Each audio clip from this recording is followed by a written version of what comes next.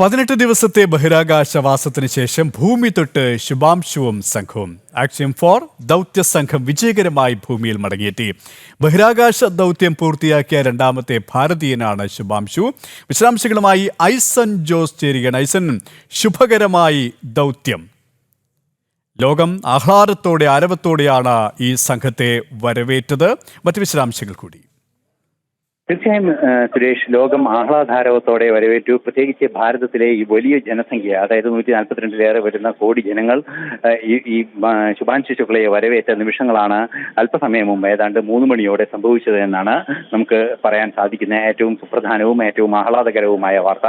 നേരത്തെ നമ്മൾ സൂചിപ്പിച്ചതുപോലെ ഇന്നലെ 4:45 അന്താരാഷ്ട്ര ബഹിരാകാശ നിലയത്തിൽ നിന്നും അൺഡോക്ക് ചെയ്ത ബഹിരാകാശ പേടകം കൃത്യമായ അതിന്റെ സഞ്ചാരപഥത്തിലൂടെ സഞ്ചരിച്ച് ഇന്ന് 3 മണിയോടുകൂടി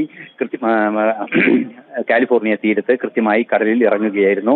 കടലിൽ ഇറങ്ങിയ നിമിഷം മുതൽ അത് അവിടെ നിന്ന് റെസ്ക്യൂ ചെയ്യുന്നതിനുള്ള നടപടികളും ഉടൻ തന്നെ ആരംഭിക്കുകയും ചെയ്തു.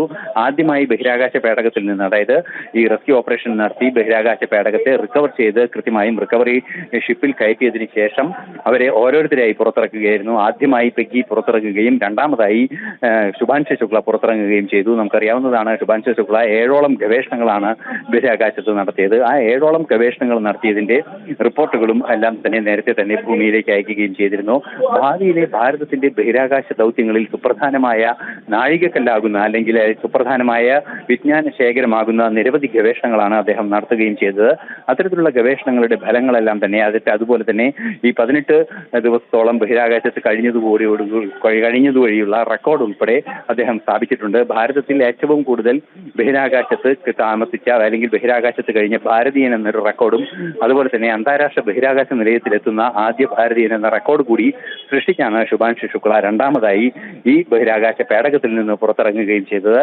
ഇനി നേരത്തെ നമ്മൾ സൂചിപ്പിച്ചതുപോലെ 7 ദിവസത്തെ ക്വാറന്റൈനാണ്. ക്വാറന്റൈന് ശേഷം ഈ ഷിപ്പ് കരയിലെടുക്കുന്നതോടെ ഹൂസ്റ്റണിലേക്ക് പോയി. ഹൂസ്റ്റണിലെ മറ്റു സുരക്ഷാ കേന്ദ്രങ്ങളിൽ, അതായത് ഈ ക്വാറന്റൈൻ സുരക്ഷാ കേന്ദ്രങ്ങളിലേക്ക് ഈ 4 ബഹിരാകാശ യാത്രികരെയും മാറ്റുകയും ചെയ്യും. നമുക്കറിയാവുന്നതാണ്, ഈ ഭൂമിയിലെത്തുന്നതിന്, അതായത് 3 മണിക്ക് മുൻപ് ഏതാണ്ട് 1 മണിക്കൂർ 1.5 മണിക്കൂർ മുമ്പാണ് ഗുരുത്വാകർഷണത്തിന്റെ പ്രഭവ മണ്ഡലത്തിൽ, അല്ലെങ്കിൽ ഒരു സാന്നിധ്യ മണ്ഡലത്തിൽ ഈ 4 ബഹിരാകാശ യാത്രികരും എത്തിയത്. സ്വാഭാവികമായും അവർ 18 ദിവസമായി ഗുരുത്വാകർഷണം ഇല്ലാത്ത കേന്ദ്രത്തിൽ കഴിയുകയും മണിക്കൂറുകൾക്ക് മുമ്പ് മാത്രം ഗുരുത്വാകർഷണ കേന്ദ്രത്തിലേക്ക് എത്തുകയും ചെയ്തൊരു സാഹചര്യത്തിൽ അതിൻ്റെതായ പ്രത്യേകതകൾ ശരീരത്തിനുണ്ടാകും. അതുകൊണ്ട് തന്നെ അത്തരത്തിലുള്ള പ്രത്യേകതകളെല്ലാം തന്നെ കൃത്യമായി കൈകാര്യം ചെയ്യുന്നതിന് കാര്യക്ഷമമായ ചില പരിശീലനങ്ങളും അതുപോലെ തന്നെ വ്യായാമങ്ങളും ഫിസിയോതെറാപ്പി പോലുള്ള സംവിധാനങ്ങളെല്ലാം തന്നെ വേണ്ടിവരും. ഇതിനായാണ് 7 ദിവസത്തെ ക്വാറന്റൈൻ നിശ്ചയിച്ചിരിക്കുന്നത്. ഈ 7 ദിവസത്തെ ക്വാറന്റൈന് ശേഷമായിരിക്കും അവർ സാധാരണ ജീവിതത്തിലേക്ക് മടങ്ങി വരിക. എന്തു തന്നെയായാലും ചരിത്രം സൃഷ്ടിച്ച ശുഭാംശുവിന്റെ യാത്ര ഇന്ന് 3 മണിയോടെ ഭൂമിയെ തൊട്ടിരിക്കുന്നു.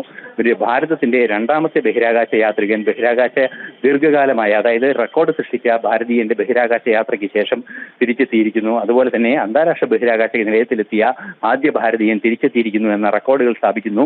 അതുപോലെ തന്നെ നിരവധിയായ ഗവേഷണങ്ങളുടെ കൃത്യമായ ഫലങ്ങളുമായി, അല്ലെങ്കിൽ അനുഭവ സമ്പത്തുമായി അദ്ദേഹം തിരിച്ചെത്തിയിരിക്കുന്നു.